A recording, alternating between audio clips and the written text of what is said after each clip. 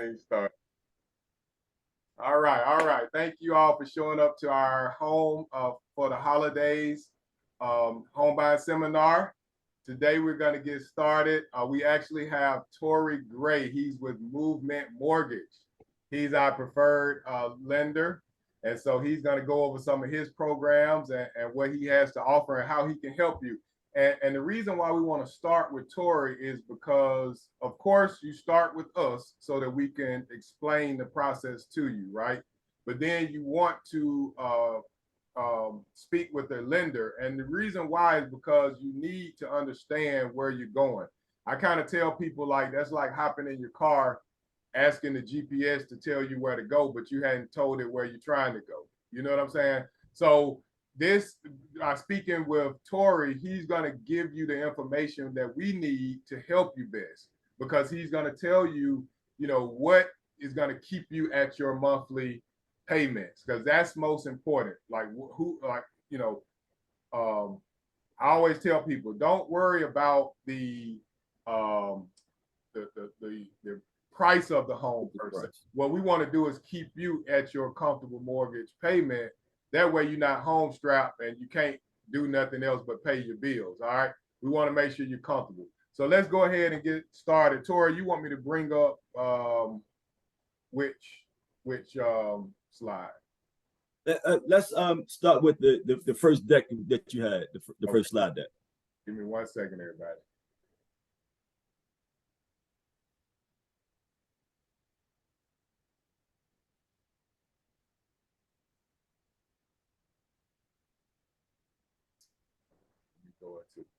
You can just start down where it says why buy instead of rent. We can just go from there.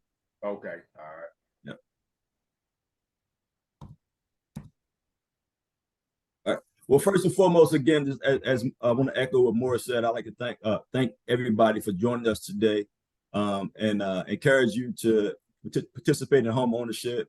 I know it's a lot of information out there, and recently a lot of people have been a little hesitant for a couple of different reasons to participate in home ownership, but I think that it's always a good time to buy, because when you rent, you're just not making any money off your rent versus when you own a home.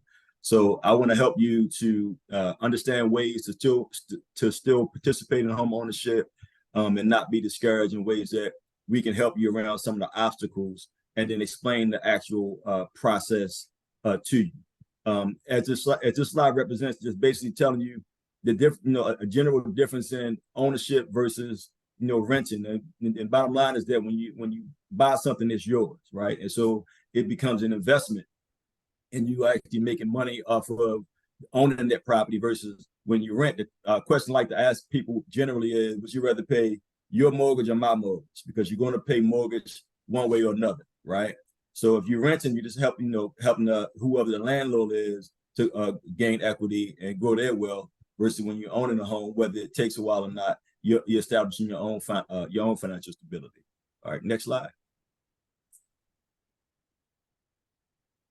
Go to the next slide, please. Can I click? Okay, there you go. Okay, so the one thing you want to do when you start the home buying process is to get pre-approved. What you're doing when you're doing a pre-approval process is finding out how much home you can afford. It kind of what Morris said. So I like to start the exact same way. You may see a sticker price of $300,000 and think, oh, that's a lot of money, I can't afford that. But when all actuality, when you get down to what your actual monthly budget is, you find that you can afford it. So I like to start the same way. I asked that question: what would you like your monthly payment to be? So what we do when we are getting you pre-approved is we are first and foremost going to get your credit score, find out what your credit is, and basically you don't have to have an 800 credit score to be qualified to buy a home. In some cases, you can have a credit score as low as 580 and still be qualified. Of course, it's going to limit your buying power when you do it that way. So we encourage you to have a higher score, but it's not necessarily what a lot of people believe you have to have this high credit score to get qualified.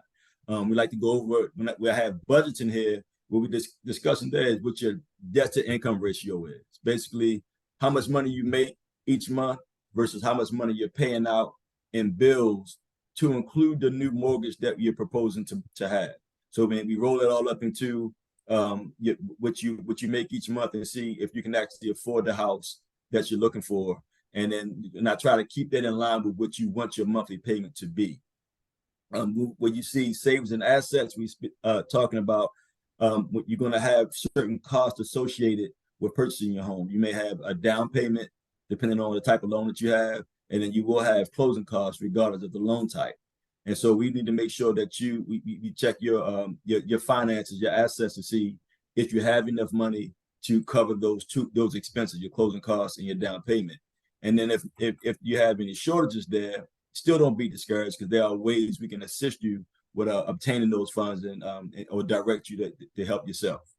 And then, of course, we're going to review your actual employment history to make sure that you have the amount of time needed to on your job to purchase a home, and that's 2 years. It doesn't mean you have to be at one particular job for 2 years, just that you have a 2-year work history, and it should be within the same career field.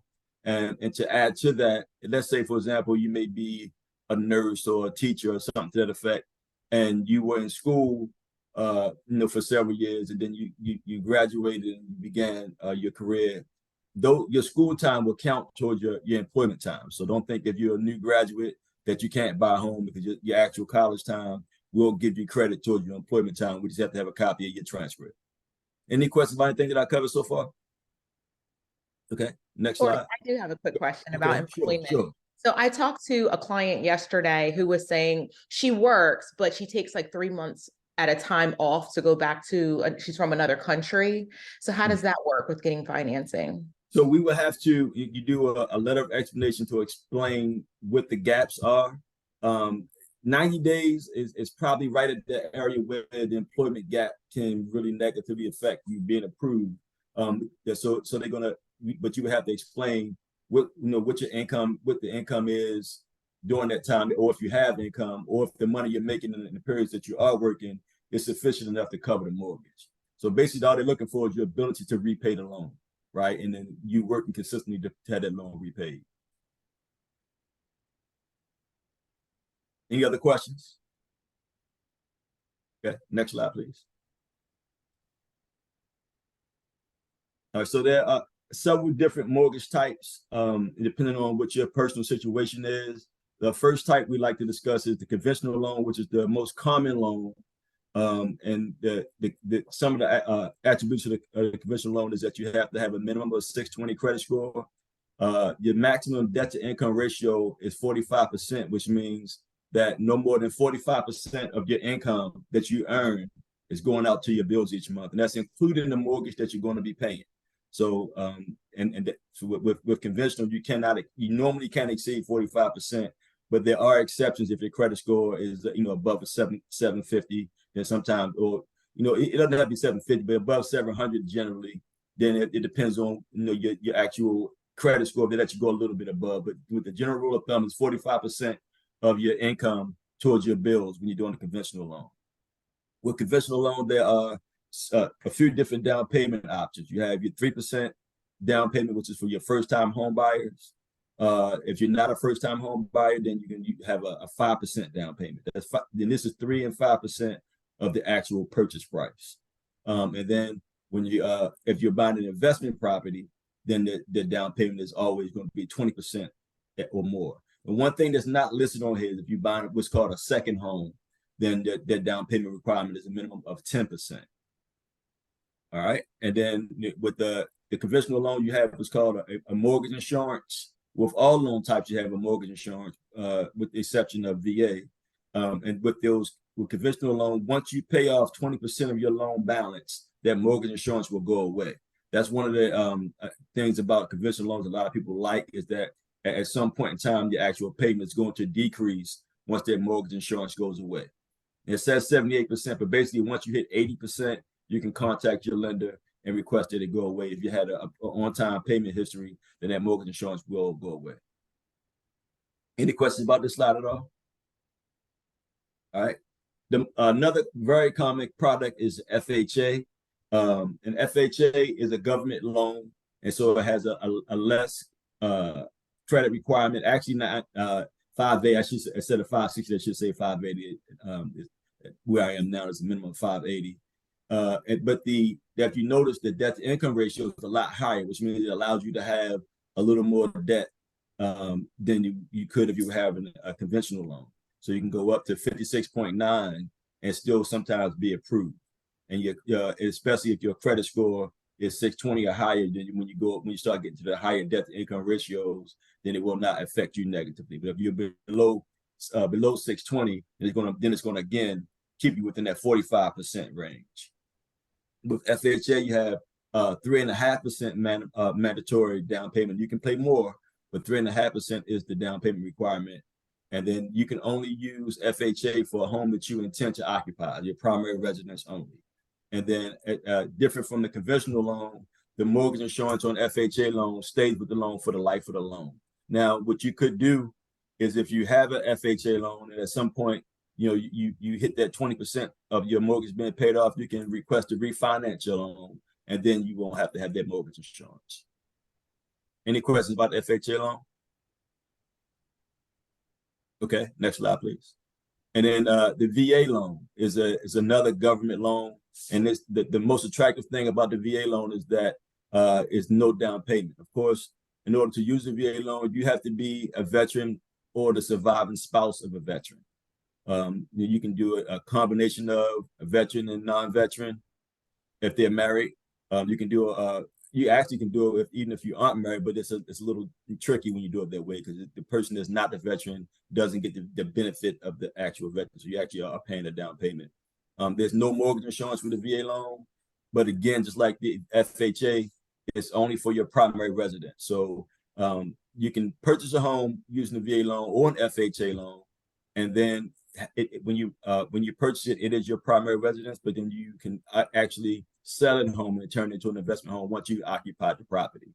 So with FHA and VA, the 12 months occupancy is what they like to see. But in general, if you use a VA loan to purchase a house, and let's say you come up on orders, you got to go somewhere else, or your family size changes or something to that nature, or you move, then you can turn that property into an investment property and use your VA loan to purchase another home as well. Any questions about the VA loan at all? Okay, and the USDA is not as common as the other products. It is usually, it is designed for what's called rural areas, but you'd be surprised at what they consider rural sometimes. It's always changing as things develop. So if you ever have a property you want to know if it qualifies for USDA, you can go to the USDA website, type in the address, it'll pull a map up and let you know if it's USDA eligible. With USDA, you have to have a 640 credit score, but much like the VA loan, there's no down payment, which makes that so attractive. It's like the other loans are only for primary residents. And then again, you have mortgage insurance, but that mortgage insurance will go away once you have paid off 20% of your loan. Any questions about the USDA loan? Okay, next slide. All right, so this is the process. So what you want to do, contact your lender to start the pre-approval process. I'm going to request from you the documents you see here, your bank statements for 60 days, your last 30 days pay stubs or 2 pay stubs, your W-2 for the last 2 years, or if you're a 1099 employee, then we get the last 2 years of 1099s and ID. Then what I do then is submit your filing to be reviewed by our underwriter. And then during this time period, if I've already done the initial pre-approval, you can begin shopping for your home. So they had those 2 things working simultaneously. Once their approval from the underwriter comes back, you can you sign your contract, get your order your appraisal, and your title work gets done, and then we go back in for your final underwriting. That process typically takes us about 3 weeks if there's no rush or urgency. But if for any reason we need to do it quicker, you just let me know, hey, we got to close this one quicker, and we can probably do it as quick as 10 days to a week to 10 days if need be. And the part that we cannot control is how long it takes the appraisal to get done. The appraisal may take a little while. So I would say 10 days on the faster side. But if you need it done quicker, just let us know. And then we go see Alicia and have our closing done, right? Any questions about that process at all? All right, cool. So something to keep in mind, a lot of people will go on to Zillow or Realtor.com and you'll see a house and you'll see it'll tell you what the monthly payment estimate is. So when it gives you those estimates on those sites, it's not including your taxes and home insurance. So we use a acronym, just say PITI. That's your principal. That's how much the loan itself costs. But then the interest, whatever your interest rate is, then you have to include your taxes, which are specific to different counties. So depending on what county you're purchasing your home will determine what your actual taxes will be. And then you have the opportunity to shop for your homeowner's insurance. And that is all paid in one payment. So when you make your mortgage payment each month, you're going to be paying all four of those things. But if you go to Zillow, it's not going to include the taxes and insurance. So you might want to just do a little, ballpark it. So a lot of insurance is going to be around $100 a month. And then I would say 2% for taxes, and just do the math that way, or just give me a call and I can give you a better estimate than what you're going to get on Zillow or any of those sites. Any questions at all about that? How I'm doing on time, Morris? You good? Maybe like Okay, cool. All right, so then some of you may have heard the phrase escrow account, right? So when you're making your mortgage payment each month, you're paying your taxes and insurance as a part of your mortgage. And when you first close on your home, you're going to put a year's worth of those taxes and insurance into your escrow account. And then each year, those taxes are going to be paid out to your county, whoever the tax office is there for your county. But you have to keep that balance in your escrow account so that you don't default on your loan. And sometimes that'll change. Your county may increase or decrease your taxes. And when that happens, if they increase the taxes, you'll get a notice in the mail that your mortgage payment may go up by whatever that amount is. And if they decrease it, then the remaining funds of the escrow account that's over will be refunded to you. I've had it happen both ways too, where at the end of the tax year, I've gotten a check back, and I've had it happen where I've had a small increase in my taxes as well. Any questions or comments about that? Okay, cool. All right, interest rates. And this is what a lot of people probably been hearing about a lot lately, about the rates increasing, and they definitely have increased. But you have the most common type of interest rate is your fixed rate. What that just means is that when you qualify for your mortgage, and we're going to lock you in on the interest rate, and that's going to be the rate that you keep for your loan, the life of the loan, and it will not change, which means your payment as far as the principal and interest will not change. The only thing that can change, like I said previously, is the taxes. So that fixed rate can be a 15-year rate, it can be a 30-year rate, and depends on, you have an opportunity at closing to let me know what you want to do. And then you can always have the opportunity to refinance that rate. Any questions at all about fixed rates? Okay. This is less common, but there are some times when it's the best choice, and it's an adjustable rate. The times that I would recommend an adjustable rate is if you think you're going to have a property for a short term, you think you're going to live there for 2, 3 years, or less than 10 years, whatever the case may be, and you're going to sell the property or turn it into an investment property and maybe refinance it. That is when I would say that the adjustable rate would be beneficial. But over the last, I would say, year or two, there hasn't been a great benefit to even have an adjustable rate, because normally that rate is a lot lower. But recently those rates have been pretty comparable, so it's not really worth the risk right now. But depending on the situation, we can discuss adjustable rates as well. Any questions about those? Okay.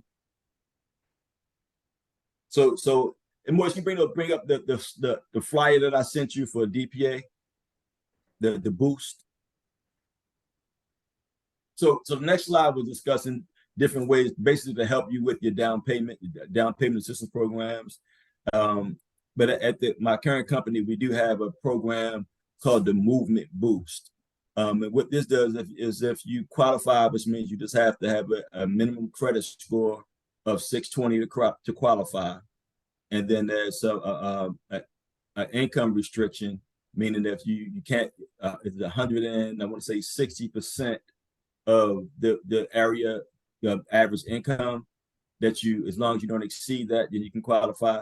And your debt to income ratio cannot exceed 50%. But basically what happens is you can actually, if you meet those qualifications, we can give you 3.5% to 5% down payment assistance, and that's 3.5%, a minimum of 3.5% of the purchase price, which is what an FHA down payment is.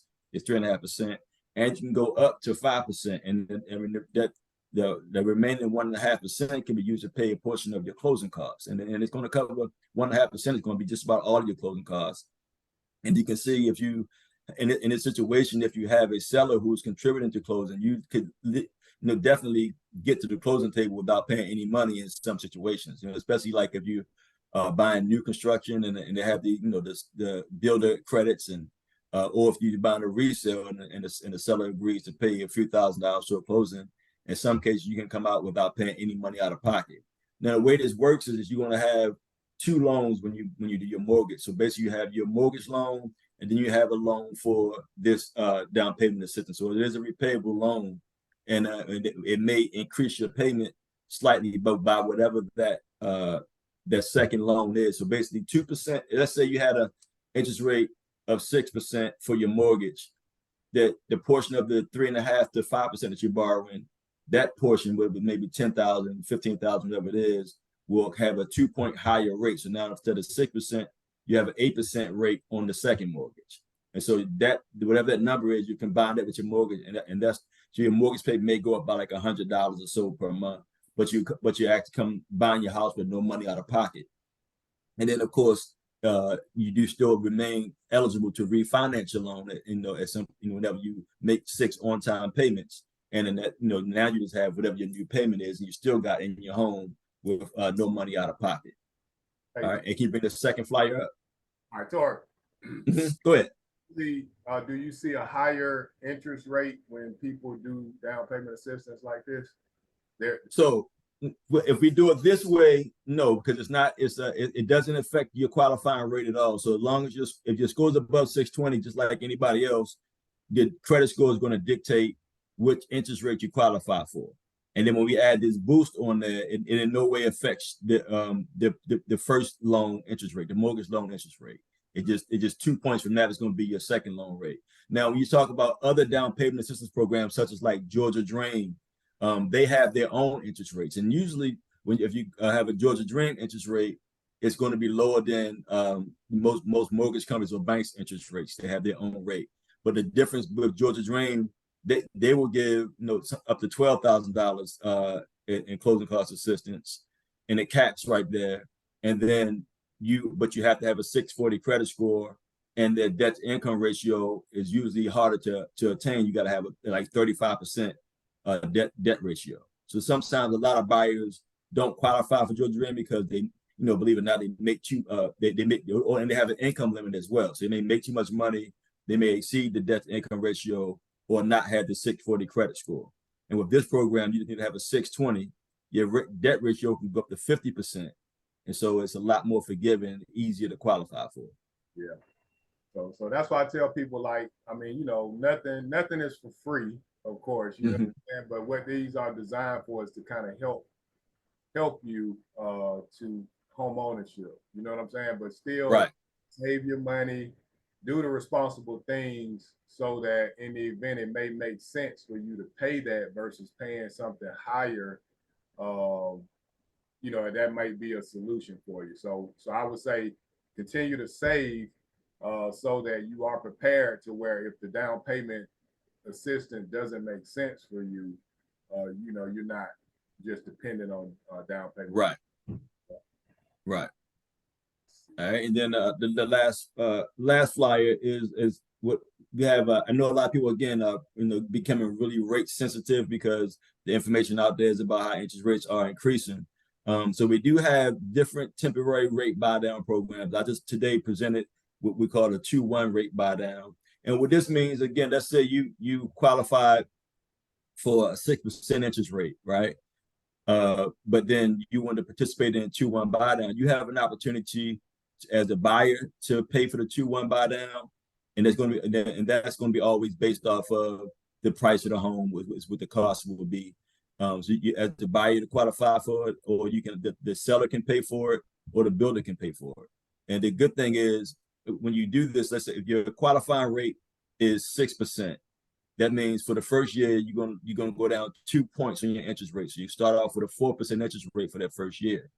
At the end of that first year, if you haven't refinanced your loan, you'll go up to a 5%. So you're still saving money on what you would have paid initially at the 6%. So you have another year pretty much to refinance. If rates don't come down, then at that point you will start paying the 6%. But if at any time in that 2-year period interest rates drop and you go ahead and just refinance, then you never actually get to pay that 6%. So you would have saved that money. And even if you as a buyer were to pay your own money to do the temporary rate buy down, when you reach that refinance period, whatever money is left this money is going to go into your escrow account. So whatever money is left in the escrow account will be refunded to you, and it will be applied to the overall principal of the home. So you're not losing any money by paying. If you pay for yourself, you're not losing anything if you participate in the rate buy down. It's just a matter of if you want to do it yourself, how much funds you have available to participate. Any questions about that at all? And so basically how this would work, you all, is that during the negotiations, once we do find your house, during the negotiations, that's when we will try to negotiate with the seller to contribute. I just feel like it's more valuable if somebody else is paying it, right? Oh, absolutely. OPM, right? Almost made sense. So right. So that's what we try to do, is negotiate it. Like he said, is put into an escrow, like a holding bucket, and all they're doing is chopping away from that bucket of funds to offset what your payments would be at that higher rate. But the goal is to, attempt to try to refinance into a lower rate whenever that time comes within those 2 years would be the ideal situation. Absolutely. Yep. All right. So any questions about anything that I covered? I think I can stop mine right there. If not, but please, if you have any questions, you can put them in the chat, or you can call my number that's also in the chat, and I'll be glad. Even if you're not ready to buy, you just want to go deeper into qualifying. Just feel free to give me a call or shoot me an email. If you feel as though, hey, I'm just not sure about what my credit is, I have no problem, taking the application for you, and then going to take a look at your credit myself to make sure that it qualifies. And then if it doesn't, then we can give you guidance on how to improve your score. We have a system that will let me know what's the least expensive ways for you to increase your credit score. So instead of you taking all your money and just paying all your credit cards off, it'll tell me basically just take $100 to this account, $200 to that account. It can save you a lot of money in the long run. Just give you a clearer path to becoming qualified. So don't just disqualify yourself. If you're the fact that you're here today shows that you're interested. So just reach out. Let's see where you are. And if you're not ready, we'll get you ready. That's great. Again, if there's no questions, I thank you for participating today. And I'm standing by if you have any questions for me. Thank you, man. And that's great. I love the fact that you can give them guidance. That's another reason why I said come to us first so we can explain the process to you. But the next step in that process will be to and that's because he can do things like that to help you. So I always get people saying like, what should I do with my credit? I need to do something with my credit.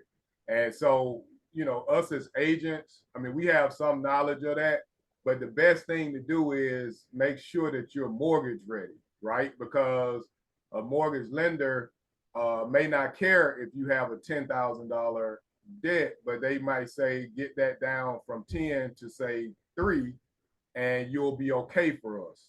And so that's what you want to hear. You want to have some type of roadmap. And so on our next home buying seminar, we're actually going to bring in a credit expert to kind of explain to you as well. But at the beginning, Tori can assist you with his tools to let you know what you may be able to do to get what we call mortgage ready. So thank you.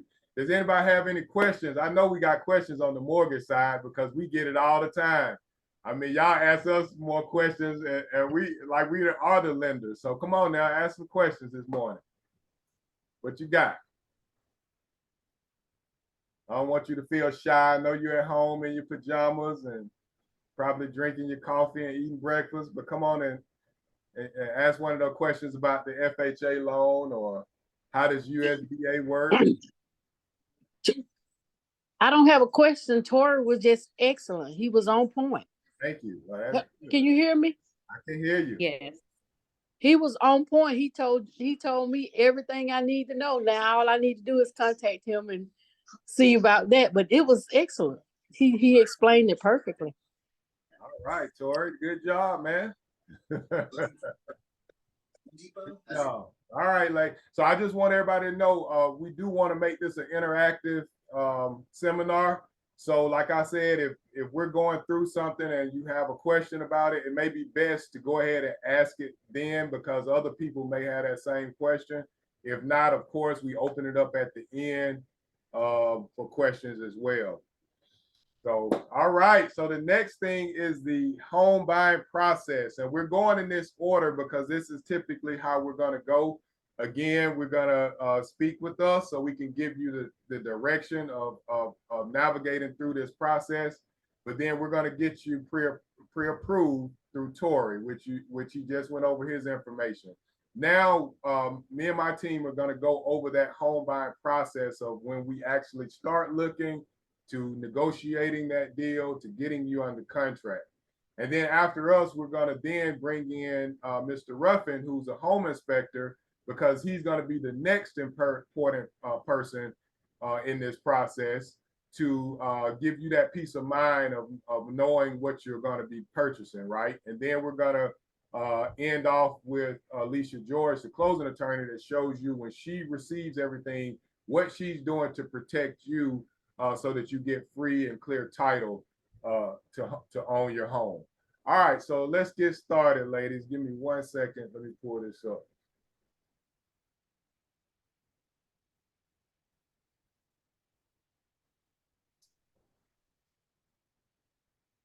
So everybody can see my screen okay?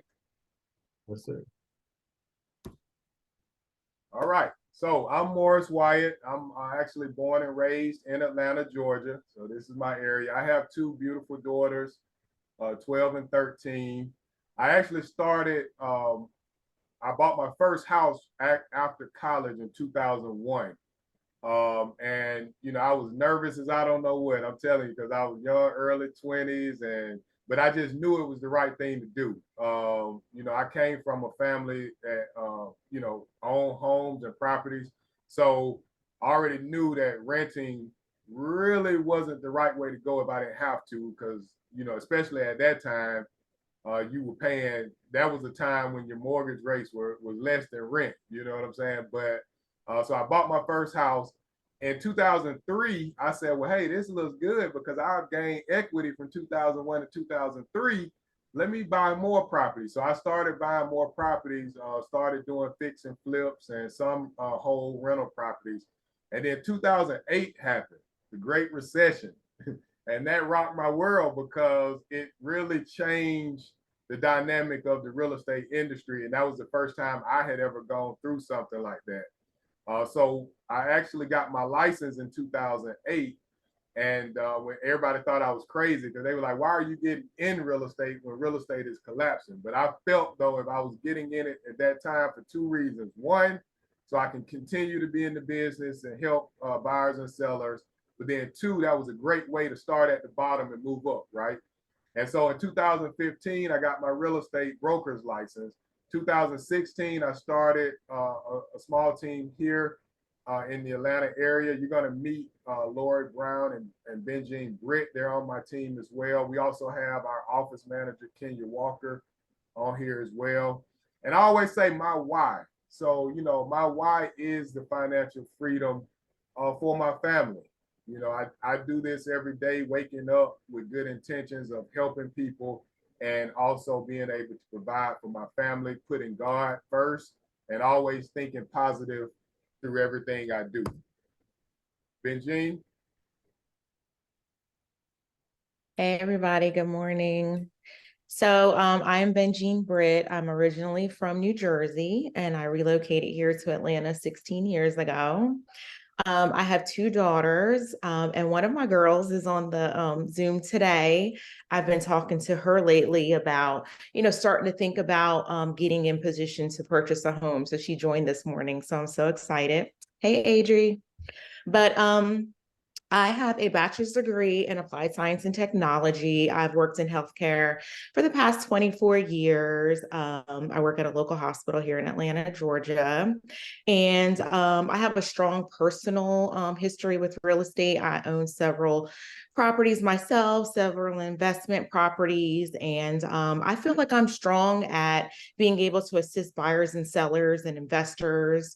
I pride myself on my professionalism. And I just want to be an agent for people going through this process that I want to be the agent for them that I needed when I was going through this process. Like I was young, well, not really young. I was 28 when I bought my first house, but I was just like nervous, scared, didn't understand like what I was doing really. And my agent was amazing and walked me, through the process. It made it really like stress-free. So I want to be that agent for people, going through this process.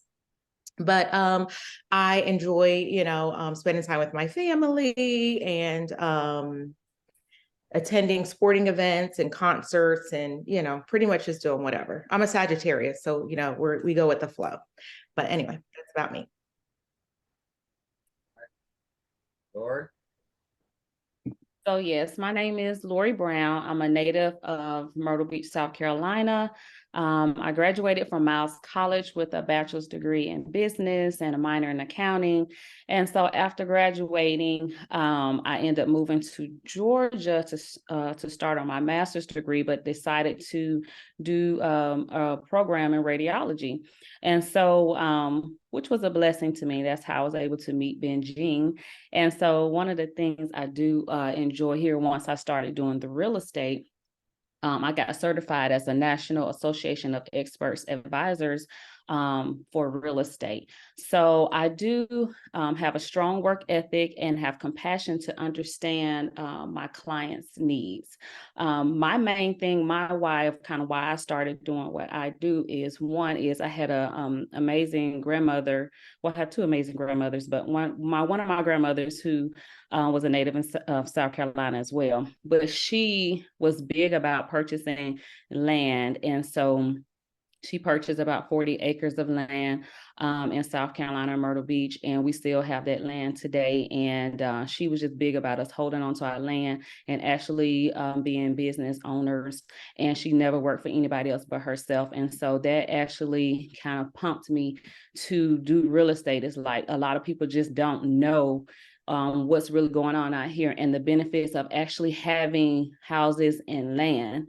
And so that's why I am here. So some of the things that I do enjoy, I do enjoy hanging with my family, my friends, traveling, singing, and having a great time with those who are around me.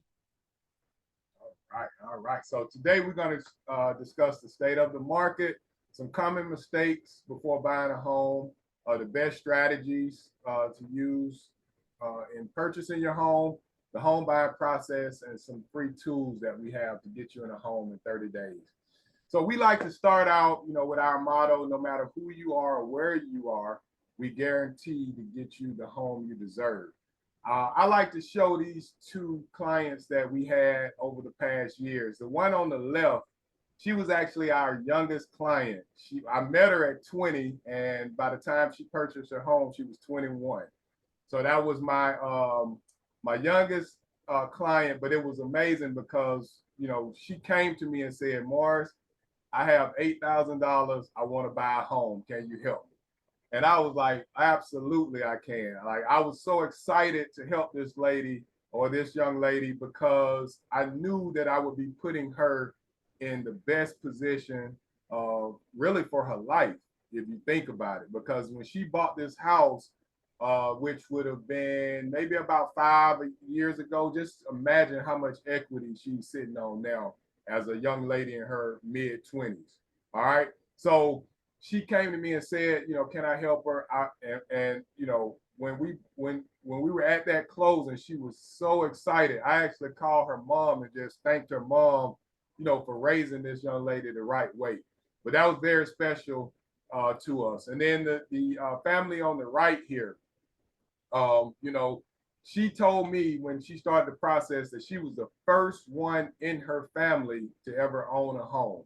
And she came from, I think, about 4 siblings, mom and dad, but nobody in her immediate family had ever owned a home. So she was going to be the first. So she said, Mars, you know, don't put nothing on your social media about us because I don't want my family to start, you know, talking bad or discouraging me.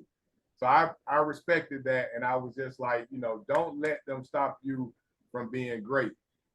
It's uncomfortable when nobody has experienced it, but somebody has to step outside of that to you know, to the right thing, which is home ownership. You know, you're gonna, like Tori mentioned at first, you're gonna pay. So you're gonna either pay somebody else or you're gonna pay for your own self. And it's better to have the mentality, the mindset of I gotta live somewhere. That's a necessity. I gotta pay somebody. At least let me pay into myself. So I remember at the closing table, she told her son, she looked at him and said, son, I'm doing this for you and to leave a legacy for you. And that was very, very, very touching. I always make the joke of, she almost made a tear come out of my eyes, but I had to man up because it was kind of like one of those things that to see a mother tell her son that, knowing that that's going to be the first thing in their family, you know, first, you know, people in their family to do something, man, that was just touching to me. All right, so the historical interest rates, the elephant in the room. This is what everybody talk about. You know, this is when we talking to people and they, man, I don't know, these interest rates are high. And that is true. It's higher than COVID, of course, you know, it's higher than we have seen in the recent, you know, 5-year span or whatever. But when you look at the mortgage rate over time, they started being tracked in 1971. So from 1971 until last year, around this time, that the average interest rate was 7.76%, has been the average. I pulled the rates yesterday, and the rates has actually gone down some. So they're at like 7.8. But the point I want to show you is that it's the average because in the 80s, that thing was 18%. So just know it could be worse, right? But the interest rates are at, you know, the average mark. So it's not anything uncommon. I think what people got used to was the fact that money was essentially free about 2-3 years ago, because who can own a $300,000 house for like 2.9%, 3%? I mean, you know what I'm saying? Like, that was just amazing. But like I tell people, you're probably not gonna see that again, like anytime in the immediate future. And so you don't want to sit back and wait on something like that to happen, because you got to also think about the cause and effect of that. When interest rates decrease, house prices are gonna increase. It's a balancing act. That's what keeps everything in balance. So you actually are at one of the best times now to purchase a home, because the interest rates are higher, home prices have slowed down. So they're not rising as fast as they were just 3 years ago, 2 years ago, when house prices were appreciating at 18% month after month. You went from a house being 300 to a house being 350 in a matter of a year. You see what I'm saying? So you don't want to get caught in that cycle thinking because the interest rate low, then, you know, it's the best time to buy. Actually, you buy now because now we can negotiate a little bit more for you. Now it's not as many buyers in the market. So now you're not going up to compete against 10 other buyers and you having to pay 10, 20,000 over what the value of the house is for. Now is your time. And then when the interest rates relax a bit, then you refinance. All right. So that's why Tori was talking about the temporary rate buy down. That's a good product because we can buy down that rate for a couple of years in hopes that in a couple of years that the interest rate will be lower than where you are today. But as you can see, I mean, back when I bought my house in 2001, you know, we were under the average at about 6.5%. And at that time, it was good. Like that was a good rate. And of course, you know, here in 2008, the interest rates start going down because we had the recession and they had to spur the real estate market again. All right. And then it got down so low in 2021 here that they had to shoot it back up because it was going to end up causing real estate to be unaffordable the way house prices were shooting up. So they had to slow it down. All right. So to sum this up, I know you may feel that the interest rates are high, which they are higher than you have seen in the past, you know, I'm going to say 10 years. But what you want to understand is this is one of the better times to actually purchase a house because now house prices are a little more stable in terms of they're not rising as fast. And we've been successful at negotiating house prices more and seller contributions. All right. So a lot of people ask, well, I'm going to sit back and wait on the housing market to crash. Please don't do that. You're going to sit back for years to come and you're going to see that same house that you were interested in at 300 is now worth 375 because you waited 3 years waiting on a market crash, right? It's not going to crash because for one, we have an oversupply of homes. All right, we are not in a position where I mean there is an oversupply home. We're in a position where it's limited inventory, and I'm sure you all on this call see that. When you go out there and you're looking for a house and you're like, dog, I'm not finding anything. That's because right now with the rates, a lot of people are kind of staying still. A lot of sellers are kind of staying still because they're kind of like, well, I refinanced 3 years ago to a 3% rate. I don't know if it makes sense for me to jump out here at an 8% rate with a house that I really probably don't want. So as the rates start coming down a little bit more, you're going to start seeing more sellers. But right now, it's just not enough supply out there for a crash.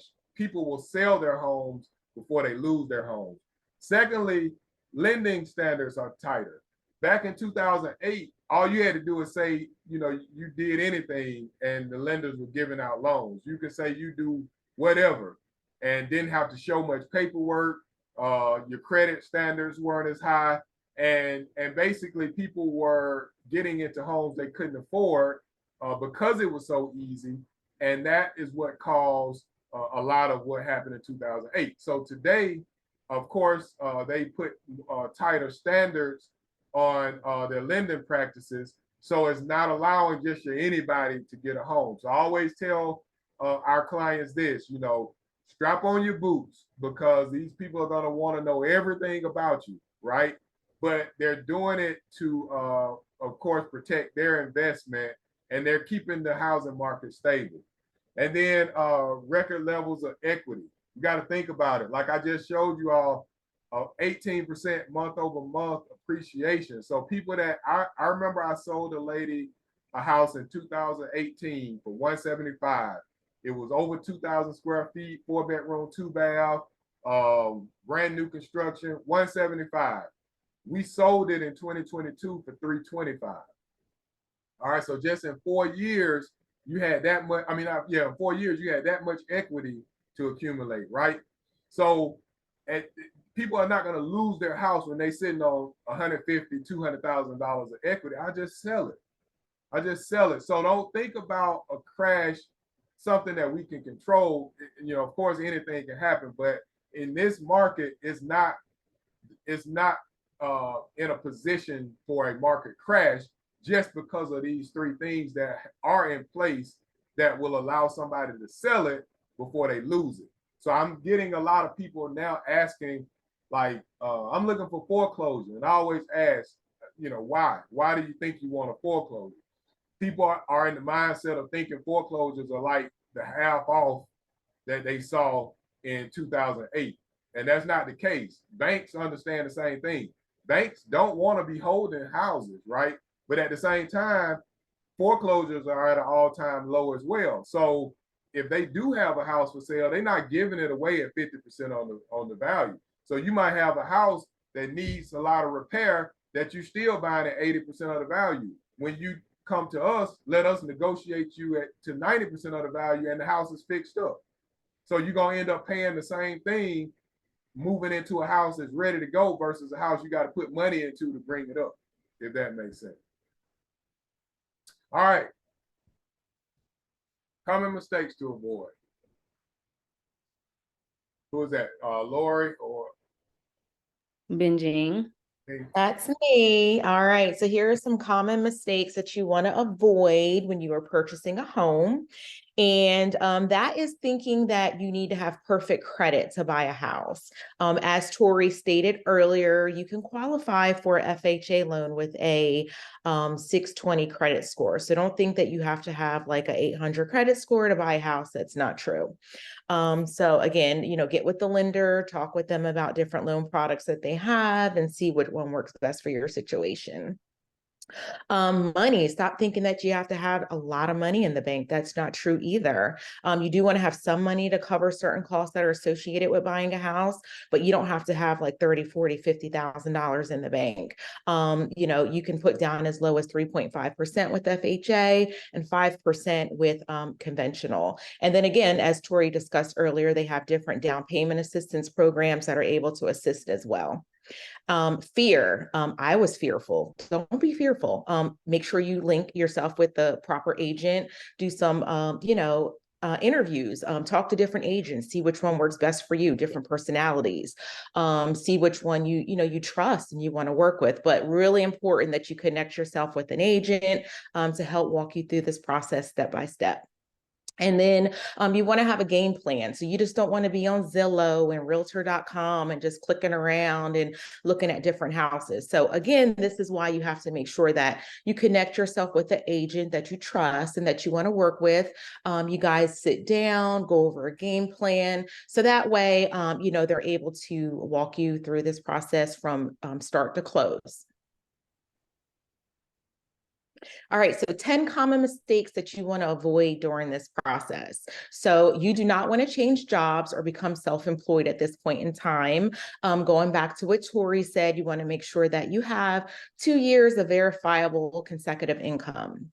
Number two, during this point in time, you don't want to buy a car, you don't want to buy a truck, a van, a motorcycle, anything like that, unless you plan on living in it.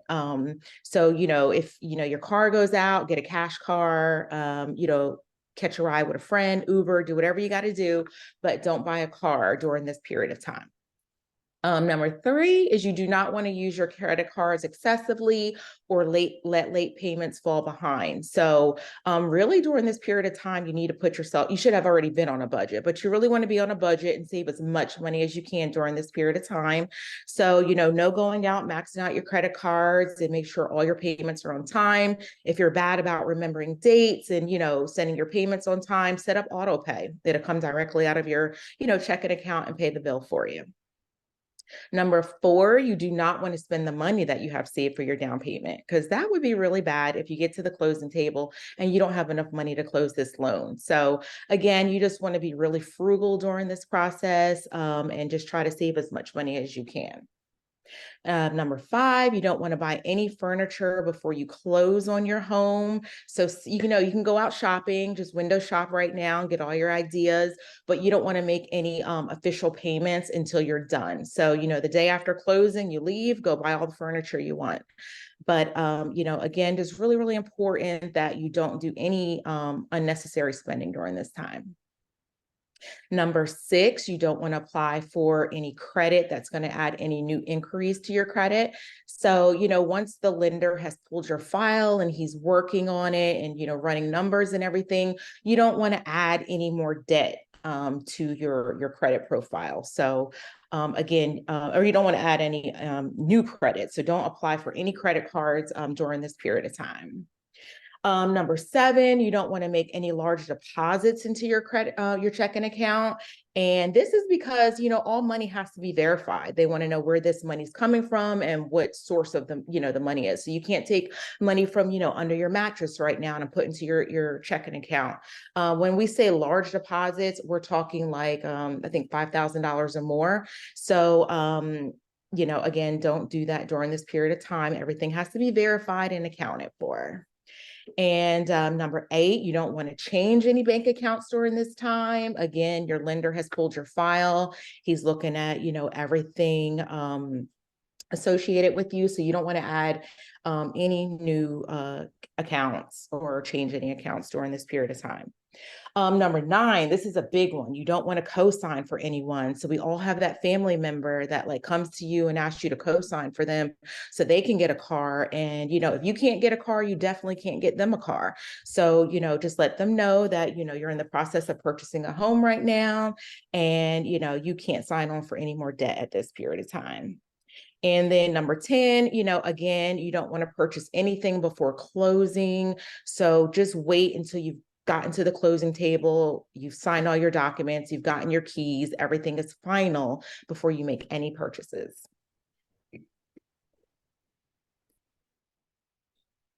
So awesome. So now we're going to talk about the mortgage checklist. So the first thing is your current paycheck stubs. They want your most recent 30 days. Your tax returns is for the past 2 years. Bank statements, they need your past 2 months of bank statements. Now, a lot of people don't know this, but investment accounts, those investment accounts can actually help you, your retirement accounts. Because some people actually take money from their 401k to actually purchase, a home. It's very common. So those things will help as well. A copy of your driver's license, your divorce decree, and marital settlement, because that can help as well if you have additional money coming in for that. If you currently own real estate already, you just need a copy of your most recent mortgage statement, your homeowner's insurance policy, a copy of your tax bill, and also your most recent HOA dues or settlement, because that can affect the bottom line as well. So these are like the 10 steps to buying a home. Everybody has to basically go through these 10 steps to buy a home. I don't care who you are. The first one is you're going to save for your down payment. Like Benjamin was saying, when you create a budget, so the fact of you can save money. Do whatever you have to do, strategize, whatever you have to do to figure out how to save money. Some people say, I just live already, I pay so much for rent. Figure it out. You can figure it out and cut back as much as possible. Number 2, know your credit score. I know a lot of people like to go and say they want to look at Credit Karma. Credit Karma is not what they normally look at. They normally look at your FICO score. So kind of know what your credit score is, okay? The next thing is find a real estate agent. You have Morris, Benjean, and myself. We are here to help with any needs that you may have. Whatever we don't know, we know who to hand you off to. But the main thing is, you, like Benjean said, you want to find somebody that connects with you, that you feel like you can be honest with, and you all can work well together and communicate well together to get this, get your home purchase accomplished. Number 4, getting pre-approved. As Tori stated earlier, is very important, because sometimes we can start, some people, they just want to go look at houses, but they don't know what they can really afford. And so you don't want to go, it can make a big difference within even, $20, $30, $40, $50,000 difference. If you're looking, say, for instance, at $400,000 homes, but, you may qualify for higher or less, it can kind of really channel like the houses that you're looking at. So you want to know exactly where you stand with that. And then number 5, finding that actual home. So that's where we come in as agents. We come in, we help you search. We also have off-market properties as well that we can help you find as well, to try to stay in your budget and what you want to do. So we actually been starting to deal with a lot of for sale by owners as well, to see, who is willing and available to sell their home. So we have the answer for that for you, okay? And then once we find that special home that you love and you want to put an offer in, that's where number 6, we make an offer on that. We do the best we can to get you the most that you can get. This last offer that I put in for a client, they were asking, the seller was asking for, I think right at 300,000, but we were able to get it down to 285. And so, we try to negotiate the best terms for you and on your behalf. So sometimes you can look at the home and say, oh, it's this amount of money. But sometimes, depending on the comps and different things like that, we might can go in with a better offer, or also getting them to pay down some of your down payment or closing costs at the end. So number 7 is that home inspection. And I know Rodney is going to talk about that shortly, but having a home inspection is very, very, very, very important. It's not mandatory, but I say it's mandatory. You don't know about that home until you have a home inspection, because even the seller doesn't know some things that's going on in that home. So it's very good. It's very good to get a home inspection so you can know exactly what is going on with that house. That way you can also negotiate. Once we're done with the home inspection, we actually go into negotiation some more, because if it's something that needs to be done, we want that seller to do it. But if you never do a home inspection, then once you purchase the house, it's going to be your responsibility. So that's very important. Number 8 is get a home appraisal. So if you're applying for a loan, all lenders are going to ask for a home appraisal. And that's something that the lender will actually set up once you get to that step. But yeah, all homes, if they're being have a lender to it, has to have a home appraisal.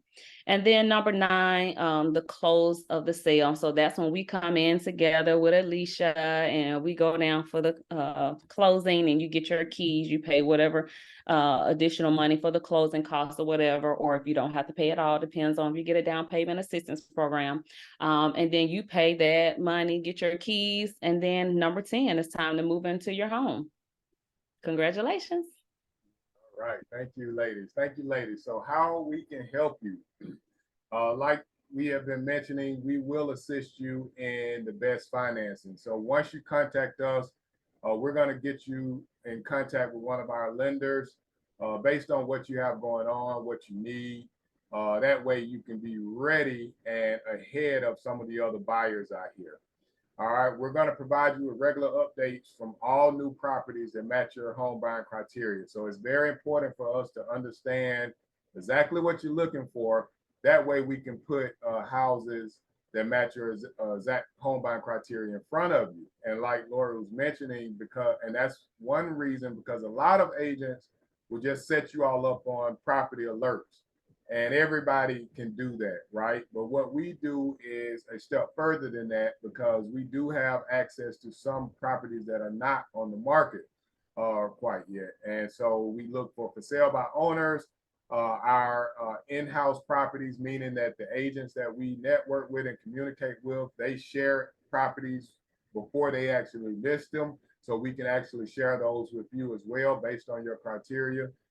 Some bank foreclosures that we come across, of course, new construction.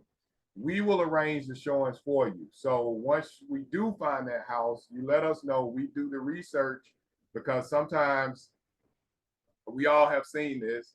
A house will show available on Zillow, and then when we call, they say, well, it went under contract 2 days ago. I just haven't had a chance to update the system. Or they may say, well, no, don't come at this time because I got my big dog in the house and I'm not there to put him up. So we get the most current status for you, set up that private showing, and get you access into those houses. Once we do get you into a house that you actually like, we're going to help you to negotiate that house. So we're going to help you with the best terms, the possession dates, the closing costs, inspection details, everything that you need to begin that process off. We're going to be there to walk you through that process, and we're going to help you prepare the offer. So, you know, like Laura had mentioned, how it was a home for $300,000. She was able to negotiate it for $285,000. And so I tell people, because some people will come to me before they even have seen the house, and they'll say, okay, that house for $300,000, I want to just offer $285,000. And I tell them, hey, you haven't even seen the house yet. So let's go see the house, because you saying $285,000, but hell, you really might want to say $275,000 when you're done with it. So let's go see the house. Let's go make sure that it's not anything else that we need to put in that offer before I just start submitting the offer. And I do that because I have the experience of negotiation. And before we show our hand or show our card, we need to know what we want. All right, because we're not going to be able to go backwards and start saying, oh, no, instead of $285,000, I meant $270,000. No, it doesn't work like that. So once we start the negotiations, that's where our starting point is. And so I want to make sure we're accurate at that starting point, because sometimes reducing the price is not the most important thing. We might walk in that house and see the septic tank messed up, the AC unit messed up, a hole in the roof. And instead of me reducing the price $15K on the price, which only gonna save you $25 a month, I need you to fix all that stuff that's gonna be $25,000 out of your pocket right now. You see what I'm saying? So we help to make that make sense for you. We present the offer on your behalf. So that's where you're gonna allow us to help you negotiate that in those prices and terms. And then we have everybody that you need to get through this from beginning to end. I'm introducing you to one of my preferred lenders, introducing you to our preferred closing attorney, introducing you to one of our preferred home inspectors. We got home warranty companies, title and insurance companies, everybody that you need to go from the beginning to the end of this process. If you don't have anybody, we have the people that we can recommend. And then I always like to leave off by saying we're available to answer any questions you may have. One of the reasons why I enjoy working with first-time home buyers is because I love that feeling of walking them through one of the probably most expensive and major purchases of their lifetime. And just to see that smile on their face when they get to the finish line is just rewarding. And so I always like to make you feel comfortable. So we're always going to be here to answer your questions. No matter what, if we don't have the answer, we'll get you in contact with who will have the answer. And one of the most important things I like to share is you're never obligated to buy a home at any time, right? So if you start this process off with us and your situation change or time change, it's okay. Like, let us know, hey, you know, this has come in my life, so I can't move right now. I can't do this. That's okay. We just want to make sure that when you are ready, we're here to help you. And so it may be something that comes up in your life where you need to move fast. Like, hey, I thought I was going to be in there next year, but I need to move this year, or vice versa. Or, you know, anything may come up. Let us know. Never under any obligation to buy. We want to be here to support you through this process. Bonus times. Everybody likes bonuses, right? So we're going to negotiate a 1-year home warranty on your behalf with your offers, right? So in the event the seller does not purchase that home warranty, my team has decided to give you a home warranty just so you have a peace of mind. We want you to be comfortable with moving into that home. And I think having someone to call if a pipe bursts, if something is not right, and you have somebody that you can call to help is very, very important. And then you'll receive our buyer satisfaction guarantee that just says if you're not completely satisfied with your home purchase within the first 12 months of purchasing, we will actually help you sell that home for free. So you actually will, you may have to pay a buyer agent if they bring one of their buyers. Of course, they're going to want some form of compensation, but you're not going to have to pay my team for selling your home. All right. As long as you're purchasing another home from us, then you won't have to pay us to help you sell your home. And that way you don't feel stuck in that event. And then the last bonus is, of course, our cancellation guarantee. Like I just told you, you're not obligated to buy a home. So if for any reason during this time you need to cancel, we do have a cancellation guarantee that allows you to cancel. And I know that it won't be due to, of course, our services, because that's one of the things that we stand on, is providing top quality customer service. So here's our contact information. I have my information, Benjean and Lori's. We also have some home buying guides. So these home buying guides just give you information on preparing yourself for home ownership. If you own a home looking to sell, these guides are going to help you prepare your home to sell. So we'll share our information in the chat, but just wanted, if you all want to take a picture of this, screenshot, whatever, here's our information. You can give us a call. All right, so opening up for questions now. Who has questions for us? And before somebody asks questions, could Lori or Benjean, could you repost everybody's contact information in the chat and the Home in 30 Days? Home in 30 Days is our private Facebook group. We share information such as these things like this home buying seminar. Every Thursday at 7 p.m., we do home buying informationals. And in these informationals, they're only 30 minutes. And we bring in guests like Tori, Alicia, Rodney, credit repair. We go over the home buying process in smaller increments. So one time we talked about down payment assistance. We talked about some credit repair. So we just go over different topics. Every Thursday at 7 p.m. we do this. So join our private Facebook group so you can get the links. We also send you out the links to register for those, and they're very informative. So she's going to be putting that home in 30 days link in the chat. Go ahead and sign up for that as well. Any questions before we move on to Mr. Ruffin? Anybody has any questions about the home buying experience and process?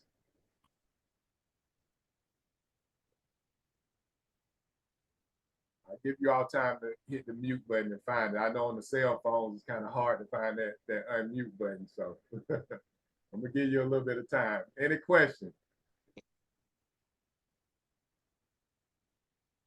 Okay, Murders, I need you to hype us up and tell us that we did a good job. Victoria did. Okay, yeah, I just was hitting it because I just thought about my question. I had thought about it earlier, so I forgot it. I want to know if you owe back on your taxes, if you have a tax bill where you're paying the IRS or you owe the IRS, what is that? You know, what go on with that as far as your tax, as far as your credit goes? Is that looked at, or? Okay, well, so if you had that tax debt, Tori, I'm gonna let you explain how you factor that into the home purchasing process. Of course, if they have a lien on a house that you own, then Alicia would she would see that and she would have to pay that lien off before the house is conveyed over to a new person. But in terms of you purchasing a house, Tori can kind of give you more information on that, Tori. Right. So if you owe taxes, back taxes on, and you are trying to purchase a home, what you'll be required to do is get what's called a repayment plan. As long as you have an active payment plan, and then you will still, it won't bother your ability to purchase a house. But what will be taken into consideration is that whatever your new payments for your taxes, let's say you owe $10,000 and your payment plan is $100 a month.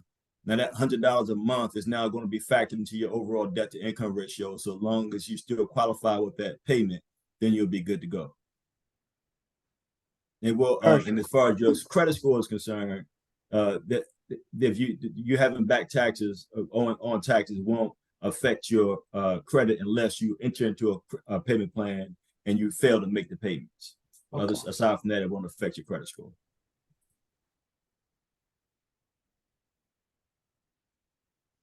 Oh, did that answer your question, Murders?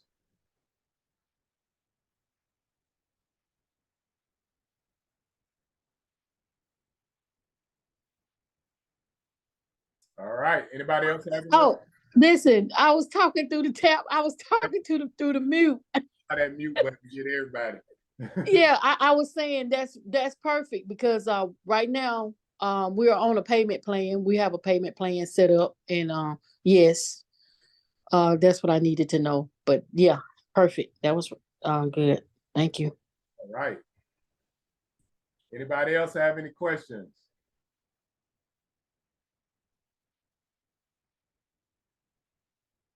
Okay, well, let's keep it moving. So we're going to bring up next Mr. Ruffin. Mr. Ruffin, you can go ahead and introduce yourself, and let's get that going. All right, sounds good. Thank you, guys. My name is Rodney Ruffin, owner of Spectrum Property Inspections and Spectrum Environmental Testing. I've been in Atlanta since 2018. I'm a transplant from Richmond, Virginia. My background is heating and air conditioning and plumbing, licensed in both in the state of Virginia. I'm also a licensed home inspector in the state of Tennessee. We perform general home inspections, 203K loan consultants, and several ancillary services here in the Atlanta metro area. And today I'm going to discuss the process of the home inspection. And to generalize, a home inspector just assess the condition of a property to identify existing and pre-existing or potential issues. The first step is to hire an inspector. You have to find an inspector. In most cases, the agent that you work with may have a recommended inspector that they work with that they can refer you to. You can also hire your own inspector if you choose. And like Lori said earlier, it's not mandatory to get a home inspection, but it is mandatory. It's highly recommended. The first step is interviewing your inspector. Georgia is an unregulated state, which means that there's no licensure. Anyone can become a home inspector. Anyone can go online, look at a couple YouTube videos, and start inspecting homes. So the best process is to interview your inspector, ask for their qualifications, just do some good research and ask plenty of questions about their experience before you get started. And once you find that inspector, the first step is to schedule your inspection with your inspector.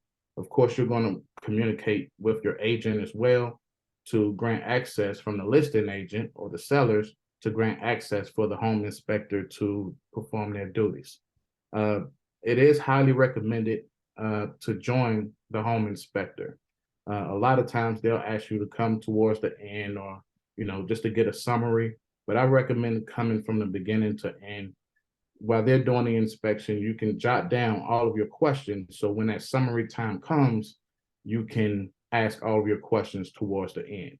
Ask as many questions as your heart desires. It's very important to be well aware of your investment. Now, as far as the inspection goes, the inspector typically would start by inspecting the exterior of the home, which would include the siding, the roof, the grounds, which means the grading, making sure that dirt and soil is diverted away from the home, gutter systems, downspouts. There are also ancillary services that goes along with that as well, which is a sewer scope inspection, which I highly recommend on homes that's 20 years or older. And if it has cast iron piping, to have your sewer scope done. Let me backtrack. I did skip one thing, and that's the pre-inspection agreement. Before you get your inspection started, you should have your pre-inspection agreement signed, and that's just a document detailing the scope of limitations of the home inspection. So some inspectors go by a certain body, state body, that basically identifies the items that should and should not be inspected. So read that thoroughly before you sign it. A lot of times it'll say, and I can tell when I get my pre-inspection agreements if it's been read through or not, because I'll get the email signature almost as soon as I send it. But make sure that your inspector covers the roof. Make sure that they cover the crawl space.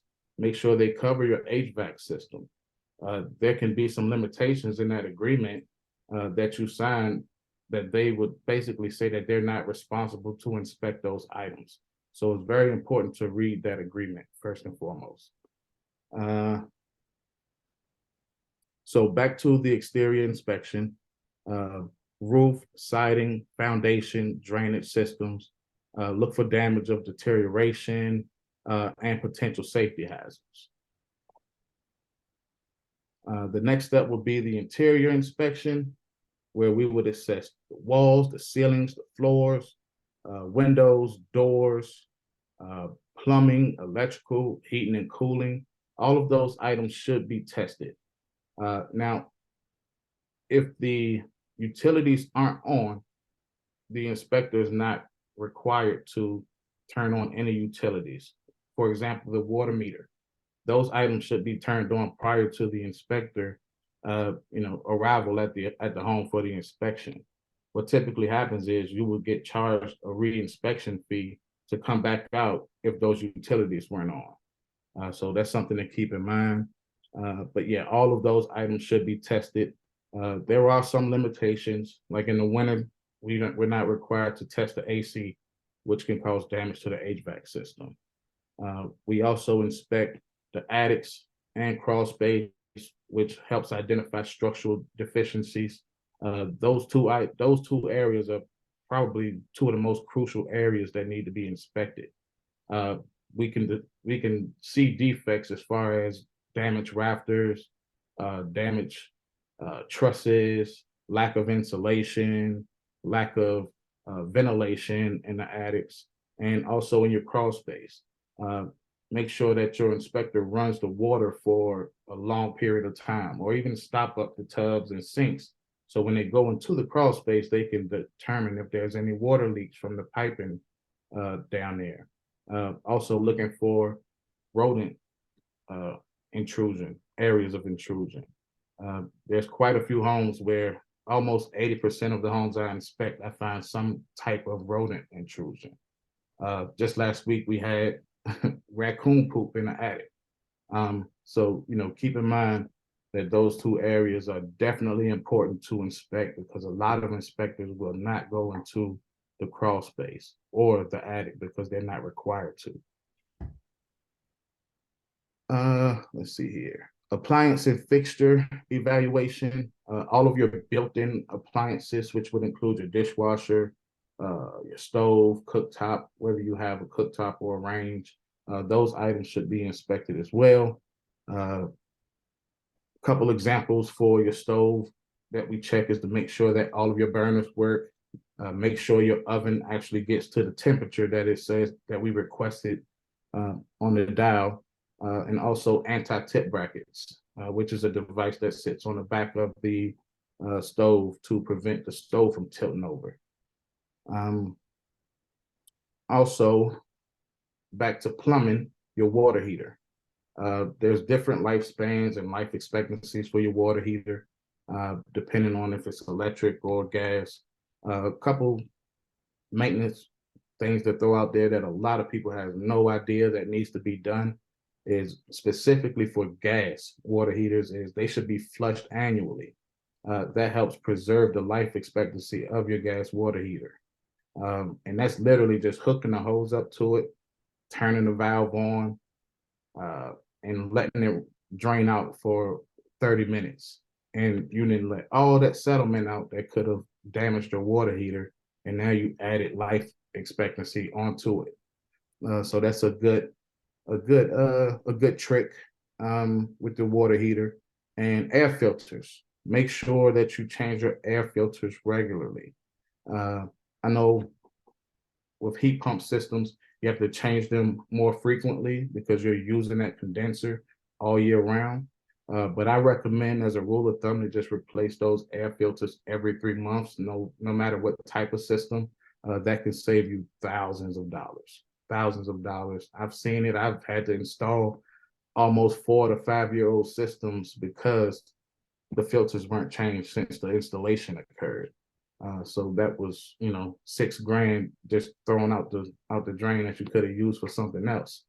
I would also recommend, as far as maintenance, to change your smoke detector batteries at least every year. I would say every year. But one of the key things about smoke detectors is you can buy lithium ion smoke detectors to where you don't have to replace the battery at all. And they have a 10-year life expectancy as well. But rule of thumb is all smoke detectors should be replaced every 10 years anyway. When you start to see discoloration in smoke detectors, and I got a habit of looking at mine, but you can tell by the discoloration. And sometimes if you just reach up and look on the back, it'll have the date on it and it'll tell you how old that smoke detector is. So replacing that every 10 years also helps out. And that's just a couple things to look at when you're doing your walkthrough with your buyers. With your agent, to take a look at before you even put an offer in, to keep those things in mind. The air filter's been changed periodically. That also tells that the sellers took pride in taking care of their home. A lot of homes I inspect, there's no filters in the in the furnace at all. So that's something to keep in mind. And also, I would say the last thing is the inspection report. Now, the inspection report will basically entail everything plus more of what we just discussed. And that document is what you would use with your buyer's agent to negotiate, with the sellers as to what they should repair or not repair or get some sort of concession for. Basically, use that as a tool to not only get a concession, but to also understand what's going on with the home. A lot of times, some of these items that we find can be done in the future. And a lot of times the inspector would basically notate whether it's something that should be done right away or done in the near future, or just, whenever you have time as a maintenance item. So yeah, that's your report. Also, sometimes if you decide, if the sellers make those repairs, you can hire the inspector to come back out and do a re-inspection on those items to make sure that they were done properly. Let's see here.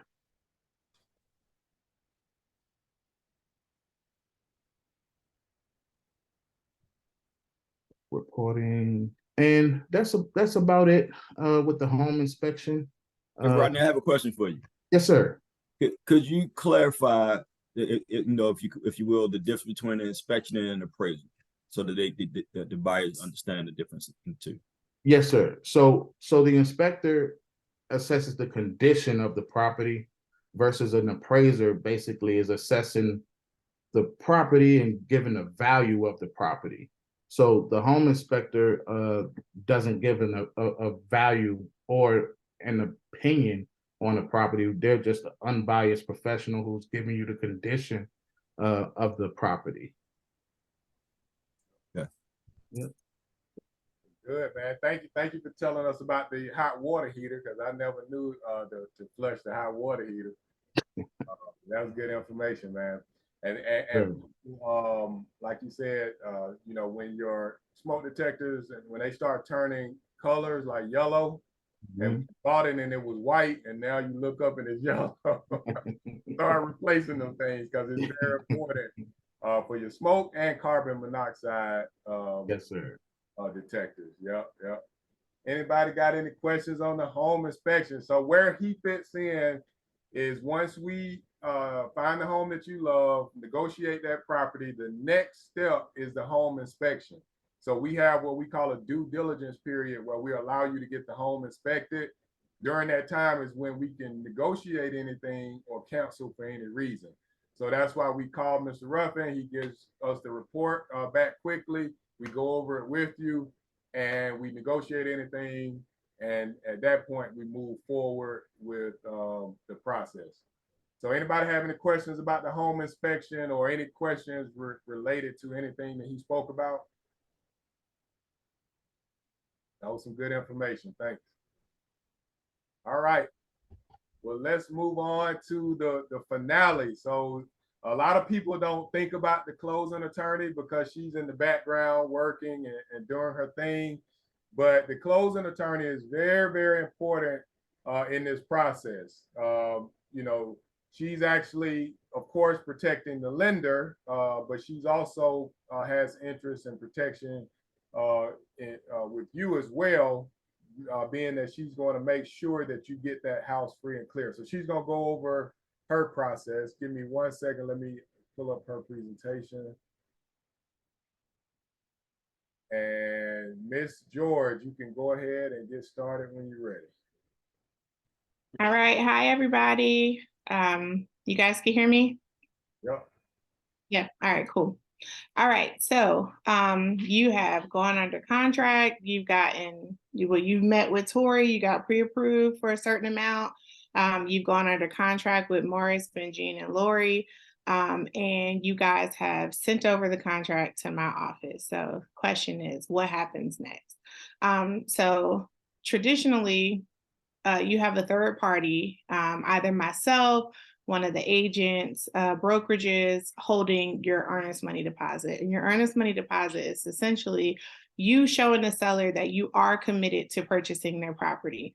It's a liquid damages clause in the contract that basically states if you decide to walk away outside of any due diligence period or financing contingencies or whatever contingencies your agents have built into the contract, that the seller does get to keep those funds as a liquidated damage. Now, that is why you need to be making sure you're working with your agents so that they can negotiate those contingencies for you, those that due diligence period when you're able to get that inspection done, and make sure that your earnest money deposit is protected.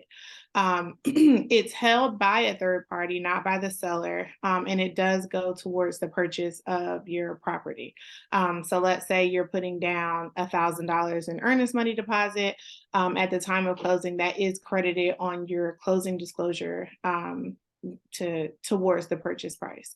So it's not above, it's not an amount that's above the purchase price. It's contributed to the purchase price. All right, what is a real estate closing? Real estate closing is the final step in officially transferring ownership. So you probably hear about a closing all the time. We're going to closing, we're going to closing, we're going to closing. Closing basically is just coming in, signing your papers, exchanging your keys, finalizing a transaction.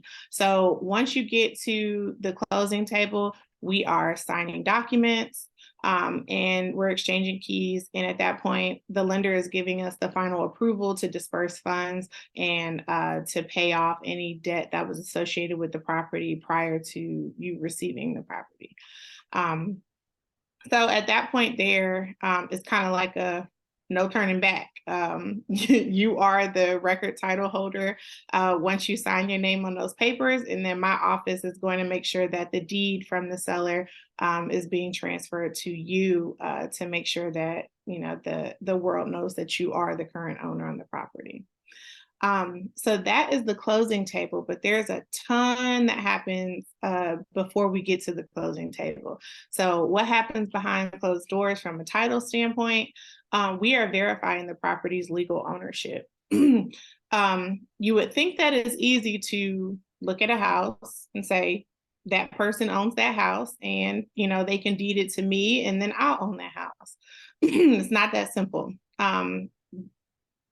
Outside of the structure on the home, the land has been there indefinitely. So that means that somebody has owned that land at some point, over the last however long. We do a title search for the last 50 years to determine who has owned the property. So when we say verify property's legal ownership, just because a person is purporting to be able to sell a property doesn't mean that they're the legal owner of the property. And I'll give you an example of what we're dealing with one of my closings that's actually closing on Monday. Not yours, Lori, but I have a closing on Monday. We had a father, he owned the property, and in his will, he passed away. In his will, he left the property to his spouse, his wife. His wife passed away and she left the property to her living children. Well, the deed to the title, it only had his name on it, didn't have the wife's name. So the children only probated mom's estate. They didn't probate dad's estate. In that situation right there, probating mom's estate means nothing because we never considered whether dad's will was valid. So he left the property to mom in his will, but again, they never asked the court if they could adhere to what the will says. So in that moment, we had to go through hoops to make sure that these buyers are getting the property free and clear from liens and encumbrances.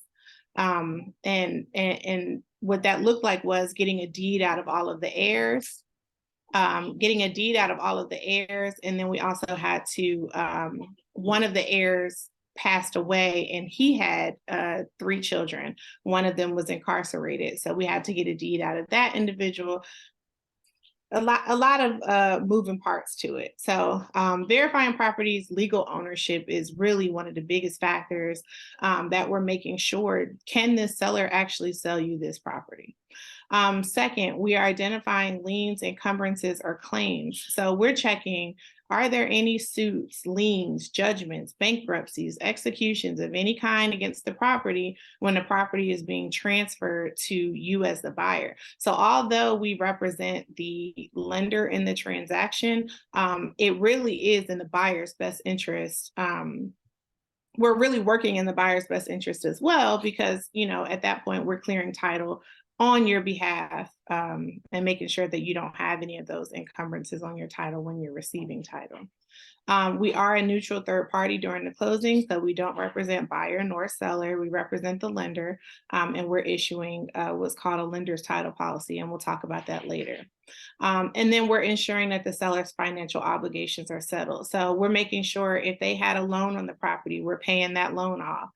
We're paying any water bills, we're paying any sanitation bills if they are in a county that liens for sanitation. If they had any liens, somebody mentioned like an IRS payment, more than likely that something like that would show up as a lien on the seller's title. And it's our duty to make sure that that's paid off prior to transfer. We'll get into it later, but Georgia's what's called a race notice state. So if you own property in a county and a lien is filed against you, it's automatically going to attach to your property. So all those things have to be settled as financial obligations prior to the transfer of the property.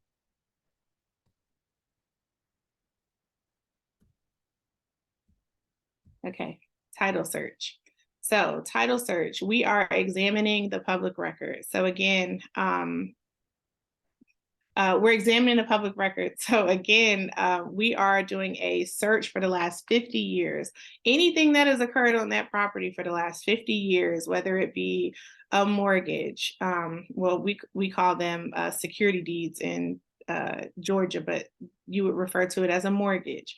Any transfers of ownership. So I can see John transferred it to Jane, Jane transferred it to Susie, Susie transferred it to Wendy. I can see for the last 50 years, all of the transfers that have happened. And a lot of people think just because they're getting new construction that they weren't, you know, oh, I don't need a title policy, I'm getting new construction. Again, the land had to be owned by somebody prior to the structure being built on there. So it is important still that you're getting those examinations done, working with your agents and your lender, and making sure that you're involving all the appropriate parties to make sure that that transfer is a legitimate transfer. And again, like I spoke on before, the title search ensures legitimate ownership by the seller. So can the seller actually sell? Do they have the right to sell? And then we're identifying any discrepancies to be resolved. So if there is a discrepancy in the title, it's our obligation to make sure that we're pointing them out, resolving them, and getting you to the closing table. All right, so what is title insurance? Okay, so we are dealing with humans in this transaction, and humans are imperfect. Humans make mistakes. Your title insurance is protection from potential property ownership disputes. So if there is anything missed during the title, let's say there was an error out there in that scenario that I gave previously, and that error is like, I didn't sign any deed, I never agreed to sell, I never received any proceeds, blah, blah, blah, this is my property. Your title insurance policy is going to protect you from something like that. And anything that we're missing during the title search, which I'm batting at 100. I've never had a title claim ever. So that's just one thing to throw out there. But if there was something missed on my part, my office's part, you know, you are covered. You have a policy that will protect you. So that's where we get into the owners versus lenders. So a lender is going to require a title policy. It's mandatory. You can't get around it. If you are getting a loan, you will be paying for a lender's title policy. But you also have the option to purchase what's called an owner's title policy. And an owner's title policy is that same protection, but it's for you. So if somebody were to come out of the woodworks and you didn't get an owner's title policy and you only got a lender's title policy, that lender's interest is protected, but yours isn't. So again, it's imperative for you to get an owner's title policy, and it's covered for the life of your ownership. Okay, title insurance is going to cover a wide variety of things. These are just some of the things that show up most often. So a forged deed or a forged will. So again, going back to that example, dad passed away. He was leaving the property to mom. In his will, they never probated dad's will. They only probated mom's will. In that situation, we can't rely on dad's will because we never probated it. We never put it through the court. We never confirmed that this will was in fact a valid will, that it wasn't a forged will leaving the property and just, trying to allow the heirs to quickly and easily sell without having to probate two estates. Again, unknown heirs claiming ownership, liens from unpaid debts. So if your seller, again, had, let's say they got work done on the property and they didn't pay that individual and there was a mechanics lien filed, our search is going to pull up that mechanics lien. It's going to show us, hey, they owe this person X amount of dollars, and then we're going to get in contact with that person and get them to sign a release in exchange for payment. So this is all, again, we represent the lender, but we're working in your best interest, because if you inherit that property with liens from unpaid debts or, any errors in the title search, you're on the hook for it. So again, we're looking for errors in the title search. People do things, people take it upon themselves to practice law daily. You would be so shocked as to, how people think they can go about doing things where, oh, I quit claim deeded that to my cousin and he's not on it. I don't want him to have it anymore. It's like, well, no, that's your cousin's property now. You signed a deed. So it's a lot of things that people do, especially when the property has been in the family for a long time, that you would be surprised needs to be corrected prior to you purchasing the property. So if somebody ever approaches you, oh, I'll just, sign a deed, ain't nothing on the house, don't worry about it, don't ever go for that. You need all the correct parties involved with the transaction to make sure that you are getting, what you are getting is legitimate. All right, so we'll give you a scenario, another scenario. So background, Mr. Harrison, a widower with 3 known children, Alex, Brenda, and Claire, owned a beautiful piece of property in the countryside. The property had been in the Harrison family for generations. A few years ago, Mr. Harrison passed away without a written will. After his passing, Alex, Brenda, and Claire agreed among themselves to sell the property and split the proceeds equally. So it sounds like they're agreeing and everything's okay for the moment. They found a potential buyer, Ms. Walker, who was eager to purchase the property. She engaged a title company to perform a title search as part of her due diligence. And again, the due diligence, that's the period that's negotiated by your agent. Discovery, the title company, in its thorough review of public records, property deeds, and probate court documents, discovered an old deed where Mr. Harrison had transferred a small portion of the property to his then wife and mother, to Alex, Brenda, and Claire. The deed indicated the property was to be held in trust for any surviving children. Further investigations revealed that before marrying Alex, Brenda, and Claire's mother, Mr. Harrison had a brief marriage when he was very young. From that union, there was a child named Derek. Derek was, in fact, Mr. Harrison's eldest son. The union was brief, and Derek moved out of state with his mother after the separation. Over time, he lost contact with his father and half siblings and was largely unknown to Alex, Brenda, and Claire. The implication, given that Mr. Harrison died intestate, meaning without a will, the property legally needed to be divided amongst all of his heirs, including Derek. Without Derek's consent to the sale, Miss Walker could not proceed. So in that situation, again, that's why you're going to a closing attorney. We're doing a title search. We're making sure that if there are any missed heirs out there, we're looking at those probate documents. We're trying to see everybody who needs to deed their interest out to you at the time of closing. So that's pretty much similar to the situation that we're dealing with now, and that, you know, a probate really can save you in this situation without having to go through all those steps.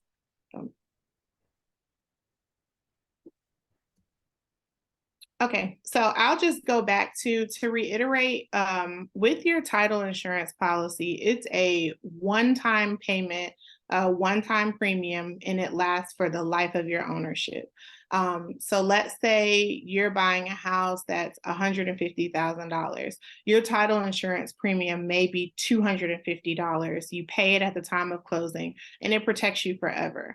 So it's really pennies on the dollar.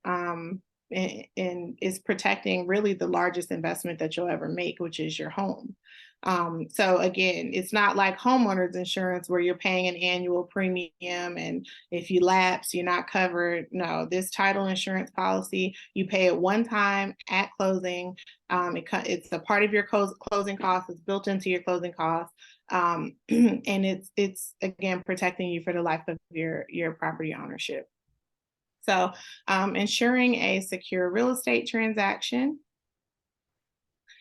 So we just lay a clear path for the transactions, and we provide title insurance, which is a shield against any unforeseen challenges. So if there is anything that can come up, basically we're just making sure that anything that the seller has done to the property, any debt that they've acquired against the property, any liens that have been assessed against the property, anything that's been placed on the property's title that can negatively affect you, we're making sure that you are protected against that.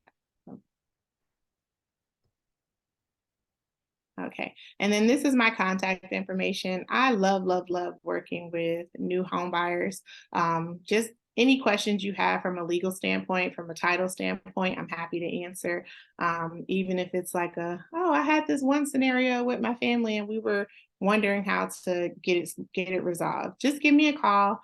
I didn't list my phone number. I'll put my phone number in the chat now too. And also that you it's in the chat. Also that you are mobile as well, because some people may see Cobb or Smyrna and say, well, I live in Conyers or something like that. So yeah. So we do travel for closing. Something that people have been loving lately is going to the property. I'll bring all of your documents, snacks, wine. We have a party, and we go to the closing table. You do your final walkthrough, you sign your papers, and you have your moving truck there right after. So you don't have to worry about traveling to Cobb. We do have satellite locations, or we can close at the property. Did anybody have any questions? So I had one quick question. I had a client that was getting ready to go through a divorce, and the husband's name was on the house, and so he was threatening to sell the house. And so her solution was to put some form of a lien, I guess, to stop him from being able to sell the house. So can you explain that to people? I know a lot of people are going through unfortunate scenarios like that, but I know that was just one that stood out that I know a lot of people probably wouldn't know to do to stop that other person, you know. So in that situation, I'm assuming her name wasn't on the property, it was just the husband. So one method that you could do instead of allowing him to sell the home would be to file for divorce. If you file for divorce, that halts everything. Nobody can do anything, and it's going to be a lis pendens. It's going to be what's called a lis pendens filed against the title. So the first thing that I would suggest in that situation would be just file. A judge is going to make sure everything stops, and he can't sell that property until there's an equitable division of property, according to the courts, or you guys to agree to settle. What she chose to do was file a lien, which is fine because, when a closing attorney pulls title, we're going to say, hey, there's this lien against title. You don't have clear and marketable title until we can get a payoff and get this paid at closing. I would say a lien is probably a more temporary fix in that situation because, if he can prove that the lien is invalid and you're just kind of halting the process, there may be ways for him to get around that. But again, if it was a situation where, one spouse, you guys are getting a divorce and, you don't want to sell, I would say just go ahead and file, because you can't file during while you're in an active divorce. Now, that also goes to say, if you ever intended to sell and you guys agree to sell, do not file the divorce until you move forward with that sale, because again, a divorce is going to halt it. You're not going to be able to move forward with the sale, mid-divorce. Cool. Yeah. And that goes for bankruptcies too. So, you have to petition the court for leave to sell, to be able to sell. Okay, yeah, and I think she did go about filing the divorces, which stopped it. You know what I'm saying? Made it. Yeah, so the lien was probably her temporary band-aid to make sure that he couldn't do it right now, and then file the divorce to make sure, you're not doing anything long-term. So good. Thank you again, Alicia. I really appreciate it. Good information. I know a lot of the work that you do is in the background, so people don't really see you until we get drunk at the closing table. Sorry. We have fun at Alicia's closing. I'm telling you, she makes it very relaxing. She brings you snacks, wine, just things to end the deal right. So we appreciate you for that and all the information you share. Thank you, Rodney. Thank you, Tori. Thank you, ladies, Benjean, Lori. Thank you, everybody, for joining. Again, we put the Home in 30 Days link in the chat. Everybody's information should be in the chat, so please feel free to reach out to us. Let us know, because I know some people are Zoom shy. So if it's anything that you want to discuss outside of this, of course, we're available. But I do want to leave it open to any of the guests. If you all had anything that you wanted to say, or anybody on the call, if you all had anything you wanted to say. I'll say You all something. have I'm sorry. No, you go ahead. Y'all have an amazing group. This is such good information, and I appreciate you all so much. Thank you. I appreciate that. Our pleasure. Same here. I think I feel the same way. Y'all are an amazing group. Y'all are full of knowledge, and I'm looking forward to working with you guys. Awesome. I also want to piggyback and say that as well. This has been some amazing information. On Thursdays is some amazing information. I wish I would have known all this before I bought my houses, but hey, I know now because I do look forward to buying another house. So I would definitely be utilizing all of you all services. So thank you so much. And thank you, Lori, for inviting us. Thank you. Thank you, Melissa. Alicia, you had any final words? I was just gonna say, Tori mentioned it early, but don't count yourself out of home ownership because you think that you won't qualify. You don't know unless you move forward and get with the right people, because you would genuinely be surprised what you can qualify for and that you can actually qualify. And whether it be, maybe you don't qualify for the dream home at the moment, but it's best to get into something because the equity that your property is accruing, while you're owning the home is going to be your down payment for your dream home. So like they said, you can be paying somebody's mortgage, make sure that it's your own mortgage. And I would say just, put yourself out there. It's probably scary. It probably is intimidating, but I would say, again, put yourself out there and just at least have a consultation with Morris's team and Tori and just see, what exactly is out there. Thank you. All right. Well, thank you all again. So we're going to be holding our homebuyer informationals every Thursday, 7 p.m., 30 minutes. We'll let you all know in our private group what the next topic will be. But I hope you, if I don't see you or speak with you, I'm wishing you a happy Thanksgiving. Hopefully we'll speak before Christmas. Happy holidays to everybody. Be safe. And let's get you in a home this year. If not this year, next year. Be safe, y'all. Have a great weekend. Thank you. Thank you. Have a great weekend. Thank you.